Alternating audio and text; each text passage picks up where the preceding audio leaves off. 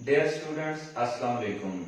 9th class biology first chapter का last topic हम discuss करने जा रहे हैं, जो कि है सेलुलर ऑर्गेनाइजेशन। Cellular organisation. तो डियर स्टूडेंट्स, सेलुलर ऑर्गेनाइजेशन को डिस्कस करने से पहले मैं आप लोगों को बता दूं कि हमने इससे पहले भी एक ऑर्गेनाइजेशन पढ़ी है और उस ऑर्गेनाइजेशन का नाम था levels of organisation. Levels of organisation. तो इस चैप्टर में हमने दो किस्म की ऑर्गेनाइजेशंस पढ़ी हैं। पहली जो है वो लेवल्स ऑफ ऑर्गेनाइजेशन है और इसके बाद हम आज डिस्कस करने जा रहे हैं cellular organisation. So dear students, हम अपने टॉपिक को मेंशन करते हैं, सेलुलर ऑर्गेनाइजेशन। तो डियर स्टूडेंट्स, हमने देखना है कि इस सेलुलर ऑर्गेनाइजेशन में कौन कौन सी चीजें मौजूद हैं। तो सबसे पहले हम लिखते हैं इसके अंदर सेलुलर ऑर्गेनाइजेशन में फर्स्ट ऑर्गेनाइजेशन है वो है यूनिसेलुलर ऑर्गेनाइजेशन। इस सेलुलर ऑर्गेनाइजेशन में जो दूसरी ऑर्गेनाइजेशन है वो है हमारे पास कोलोनियल ऑर्गेनाइजेशन। Colonial organisation. तो डियर स्टूडेंट्स, हमने ये माइंड में रखना है कि cellular organisation is much different from levels of organisation. So today we are going to discuss about cellular organisation, not about the levels of organization. So about the levels of organization we have discussed in the last lecture. उसके बाद तीसरी हमारे पास जो cellular organisation है वो है multicellular organisation. तो ये तीन ऑर्गेनाइजेशंस हैं हमारे पास जो कि हमने सेलुलर ऑर्गेनाइजेशन के टॉपिक में डिस्कस करनी है वन बाय वन। तो डियर स्टूडेंट्स, सबसे पहले हम डिस्कस करते हैं हमारे पास ये वाली जो ऑर्गेनाइजेशन है जिसका नाम है unicellular organisation. So dear students, हम यहां पर हेडिंग देते हैं इसकी जो कि है unicellular organisation. Unicellular organisation. So dear students, जिस तरीके से नाम से जाहिर है, uni mean one, cellular mean cells, तो इट मीन कि ऐसी ऑर्गेनाइजेशन है जिसमें पूरा का पूरा जानदार ओनली सिंगल सेल पर कंसिस्ट करता है। तो इसके बारे में हम लिख सकते हैं, in this organisation all the organism are consist of only single cell. So dear students, you can mention here, in this organization the organism, all organisms are consist of only single cell. Only single cell. It means जितने भी organism इस organisation में आते हैं वो सारे के सारे एक सेल से मिलकर बने हुए हैं। तो डियर स्टूडेंट्स, अगर हम इन ऑर्गेनिज्म की एग्जांपल की बात करें कि कौन कौन से ऐसे ऑर्गेनिजम्स हैं जो इस यूनिसेलुलर ऑर्गेनाइजेशन में आते हैं, तो हम लिख सकते हैं अमीबा। अमीबा एक ऐसा ऑर्गेनिज्म है जो कि पूरे का पूरा जानदार सिर्फ और सिर्फ एक सेल पर कंसिस्ट करता है। उसके बाद डियर स्टूडेंट्स, हम लिख सकते हैं paramecium and so many other organism which consist of only single cell. बहुत सारे ऐसे ऑर्गेनिजम्स हैं जो कि सिंगल सेल पर कंसिस्ट करते हैं।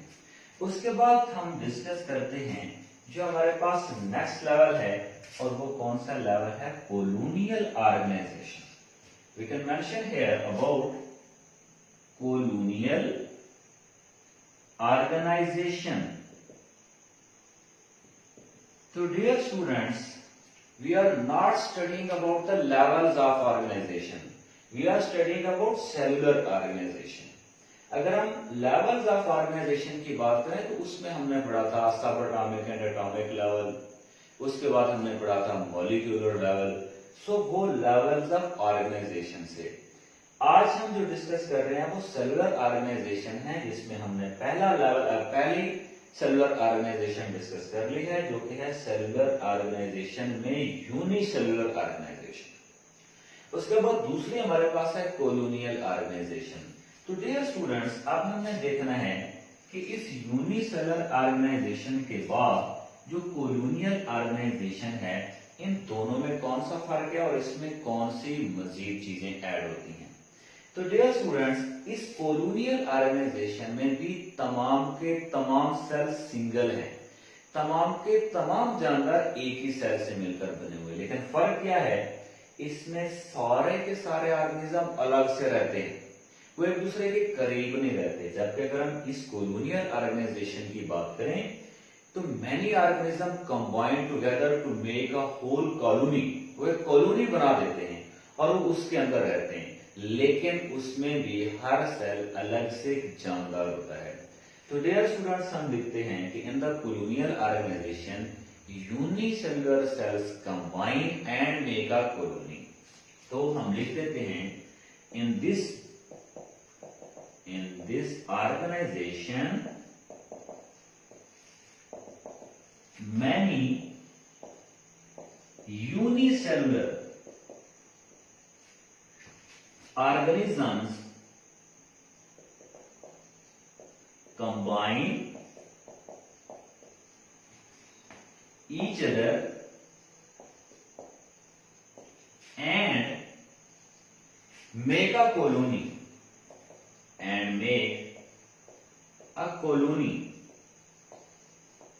बहुत सारे यूनिसेलुलर ऑर्गेनिज्म आपस में मिल जाते हैं और वो एक कॉलोनी बना देते हैं। तो डियर स्टूडेंट्स, अगर हम कोलोनियल ऑर्गेनाइजेशन में एग्जांपल लें तो हमारे पास जो एग्जांपल है कोलोनियल ऑर्गेनाइजेशन की,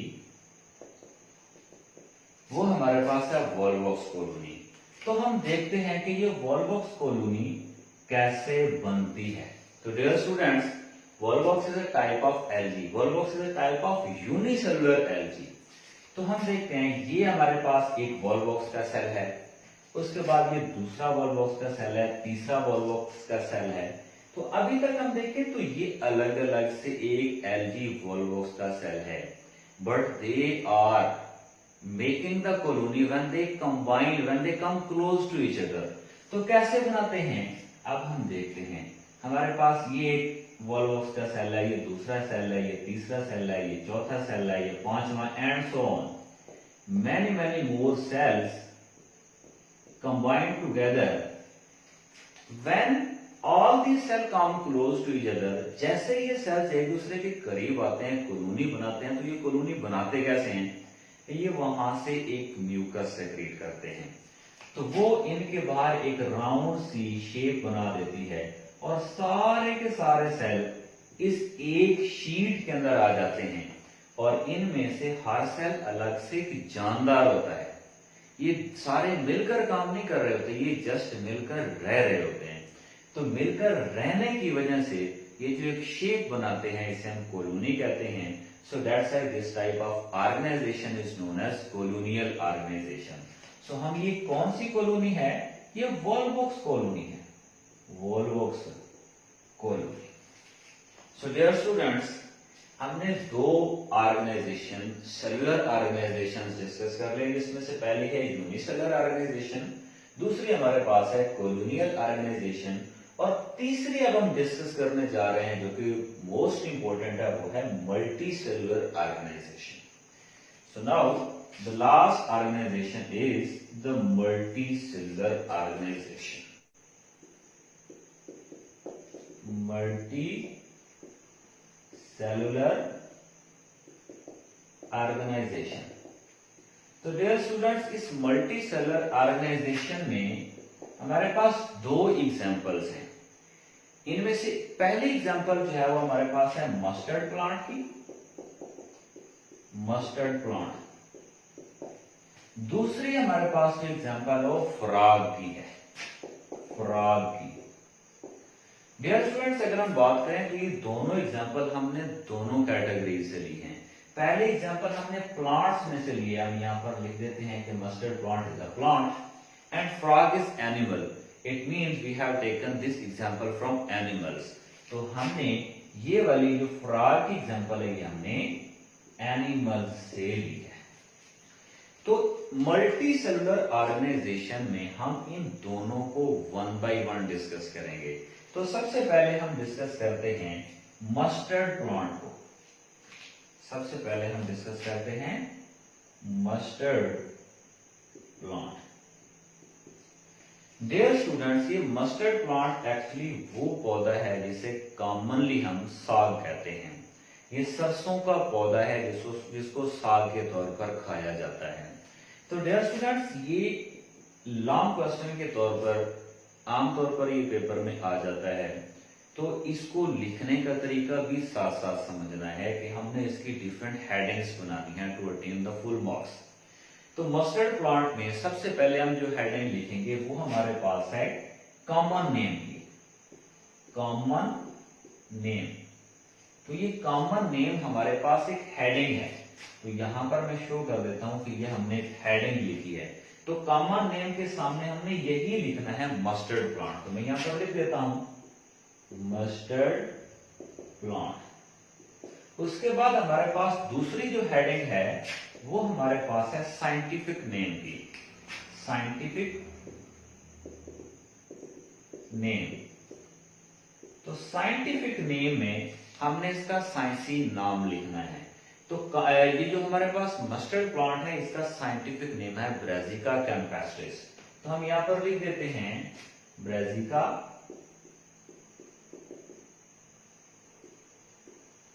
कैम्पेस्ट्रिस। तो ये हमने इसका साइंटिफिक नेम लिख लिया जो कि स्टिल गलत है। तो हमने इसको कैसे ठीक करना है? तो डियर स्टूडेंट्स, ये साइंसी नाम, साइंटिफिक नेम दो अल्फाज पर कंसिस्ट करता है। पहला एक वर्ड है और ये दूसरा वर्ड है। हमने इन दोनों को अलग अलग से अंडरलाइन करना है। अंडरलाइन अगर हम इसको नहीं करेंगे तो ये साइंटिफिक नेम हमारा रॉन्ग कंसिडर किया जाएगा। ये ऐसा क्यों है? ये डिफरेंट रूल्स हैं जो कि हम थर्ड चैप्टर बायोडाइवर्सिटी वाले में पढ़ेंगे। तो ये हमने इसकी दो हेडिंग्स लिख ली हैं। उसके बाद हमारे पास इस मस्टर्ड प्लांट की जो नेक्स्ट हेडिंग्स हैं उनके बारे में हम डिस्कस करते हैं। सबसे पहले हमारे पास जो इन दो के बाद तीसरी हेडिंग है वो हमारे पास बॉडी पार्ट्स, बॉडी पार्ट्स। तो डियर स्टूडेंट्स, हमारे पास इसके दो मेन बॉडी पार्ट्स हैं। कौन कौन से मेन बॉडी पार्ट्स हैं? सबसे पहला इसका जो बॉडी पार्ट है वो है रिप्रोडक्ट बॉडी ऑर्गन्स भी हम इसको कह सकते हैं। पहला इसका बॉडी पार्ट या बॉडी ऑर्गन जो है उसे हम रिप्रोडक्टिव पार्ट्स कहते हैं, रिप्रोडक्टिव पार्ट। उसके बाद हमारा पास जो इसका दूसरा पोर्शन है इस होल मस्टर्ड प्लांट का, वो हमारे पास है वेजिटेटिव पार्ट्स और वेजिटेटिव ऑर्गन्स। वेजिटेटिव पार्ट और वेजिटेटिव ऑर्गन। तो इस वेजिटेटिव पार्ट के अंदर डियर स्टूडेंट्स हमारे पास इसकी रूट्स आती हैं। तो इसको डिस्कस करने से पहले सबसे पहले हम इसकी एक रफली सी डायग्राम बना के देख लेते हैं कि how this plant actually look like. For example students, ये हमारे पास स्टेम है मस्टर्ड प्लांट की और ये जमीन में उगता है। तो हम समझ लेते हैं कि यहां तक जमीन है और डेफिनेटली जमीन के नीचे किसी भी प्लांट्स की रूट्स होती हैं। तो हम यहाँ पर इसकी रूट्स को ड्रा कर लेते हैं और साथ ही हम इसको लेबल भी कर लेते हैं कि दीज आर द रूट्स। हमेशा जो जमीन से ऊपर पौधे का जो पोर्शन होता है उसे हम स्टेम कहते हैं। तो ये इसकी स्टेम है। तो डेफिनेटली जो स्टेम है उसके ऊपर ब्रांचेस भी होती हैं और इन ब्रांचेस के ऊपर फ्लावर्स भी होते हैं। तो ये हमारे पास इसके जो है वो फ्लावर्स हैं जो कि हम रफली यहाँ पर मेंशन कर रहे हैं, not these are the actual flowers of the Brassica campestris. और इसके साथ साथ इसके लीव्स भी होते हैं, जैसे कि ये हमारे पास लीव्स हैं, हमने रफली डायग्राम बनाई है। तो इसको अगर हम देखें तो इसका जो पोर्शन है एक रूट है, दूसरा स्टेम है, तीसरा हम यहाँ पर लीव्स लिख देते हैं और लीव्स के बाद इसका ये वाला पोर्शन है जो कि है फ्लावर्स। तो डियर स्टूडेंट्स, इसके दो पार्ट्स हैं। पहला इसका रिप्रोडक्टिव पार्ट, और रिप्रोडक्टिव पार्ट के अंदर ओनली फ्लावर्स आते हैं। तो हम इसके अंदर यहाँ पर ब्रैकेट में लिख देते हैं flowers are the reproductive parts. उसके बाद इसके दूसरे पार्ट हैं जिनको हम वेजिटेटिव पार्ट्स कहते हैं, और वेजिटेटिव पार्ट में फ्लावर के अलावा जितने भी पोर्शंस हैं वो वेजिटेटिव पार्ट में आते हैं। कौन से? रूट इसका वेजिटेटिव पोर्शन है, तो हम यहां पर लिख लेते हैं वेजिटेटिव पार्ट्स में रूट्स। उसके बाद स्टेम इसका वेजिटेटिव पार्ट है, तो यहां पर हम लिख लेते हैं स्टेम। उसके बाद लीव्स इसका वेजिटेटिव पार्ट है, तो हम यहां पर लीव्स भी लिख लेते हैं। उसके बाद some branches are also present in this body which are actually included in the vegetative part। तो यहां पर हम branches भी लिख देते हैं। तो डियर स्टूडेंट्स, ये हमारे पास बेसिका कैम्पेस्ट्रस के दो मेन बॉडी पार्ट्स थे, दो मेन पोर्शन थे। एक इसका रिप्रोडक्टिव पोर्शन है, दूसरा इसका वेजिटेटिव पोर्शन है। रिप्रोडक्टिव पोर्शन में ओनली फ्लावर्स आते हैं जो कि फ्रूट और सीड बनाने के काम आते हैं, और उसके बाद इसका ये वाला जो पोर्शन है जिसको हम वेजिटेटिव पोर्शन कहते हैं, इसको हम साग के तौर पर खाने के लिए भी इस्तेमाल करते हैं। तो डियर स्टूडेंट्स, हमने डिस्कस कर लिया मल्टी सेलुलर ऑर्गेनाइजेशन में एक एग्जांपल जिसको हमने कहा था मस्टर्ड प्लांट। उसके बाद इसका जो दूसरा पोर्शन है हम उसको डिस्कस करने जा रहे हैं जिसका नाम, जी स्टूडेंट्स, सेलुलर ऑर्गेनाइजेशन में सबसे पहले हमने मस्टर्ड प्लांट को डिस्कस किया, और उसके बाद इसकी जो दूसरी एग्जांपल एनिमल में से फ्रॉग है, अब हम उसको डिस्कस करते हैं। तो डियर स्टूडेंट्स, हमारे पास ये जो फ्रॉग है ये एनिमल में से मल्टी सेलुलर ऑर्गेनाइजेशन का पार्ट है, और उसके बाद हम इसको देखते हैं कैसे इसको लिखना है। सबसे पहले मस्टर्ड प्लांट की तरह हम इसका भी कॉमन नेम लिखेंगे पहली हेडिंग में, कॉमन नेम, और इसका कॉमन नेम हमारे पास जो है वो कौन सा है? वो फ्रॉग है। तो हम यहाँ पर लिखेंगे फ्रॉग। उसके बाद हम दूसरी हेडिंग लिखेंगे इसकी जो कि है scientific name, scientific name. Scientific name में इसका साइंटिफिक नेम हमारे पास है राना टाइग्रीना, तो हम साइंटिफिक नेम यहां पर लिख देते हैं राना टाइग्रीना। तो डियर स्टूडेंट्स, हमने लास्ट इस मस्टर्ड प्लांट के अंदर भी हमने डिस्कस किया है कि जब भी हमने साइंटिफिक नेम लिखना है उसको अंडरलाइन लाजमी करना है, तो हम इसको अंडरलाइन कर देते हैं। But keep in mind scientific name consist of two words, और इन दोनों को अलग अलग से अंडरलाइन करना है, अदरवाइज ये साइंटिफिक नेम गलत कंसीडर किया जाएगा। उसके बाद डियर स्टूडेंट्स, अगर हम इसके बॉडी पार्ट्स की बात करें तो इसमें डिफरेंट टिश्यूज भी हैं, इसके अंदर ऑर्गन्स भी हैं, इसके अंदर ऑर्गन सिस्टम्स भी हैं, जिसकी वजह से हमारे पास एक मल्टी सेलुलर ऑर्गेनिज्म बना है या एनिमल बना है जो कि मल्टी सेलुलर ऑर्गेनाइजेशन में आता है। तो इसकी अगर हम बात करें तो the body of frog is consist of different systems. तो ये कौन कौन से सिस्टम हैं? तो इसमें हमारे पास एपिथेलियल सिस्टम है, एपिथेलियल, सॉरी, अगर हम टिश्यूज की बात करें तो इसमें कौन कौन से टिश्यूज हैं? तो इसमें एपिथेलियल टिश्यूज हैं, एपिथेलियल टिश्यूज। उसके बाद अगर हम बात करें तो इसके अंदर ग्लैंडुलर टिश्यूज हैं, ग्लैंडुलर टिश्यूज। उसके बाद अगर हम बात करें तो इसके अंदर मस्कुलर टिश्यूज हैं, मस्कुलर टिश्यूज।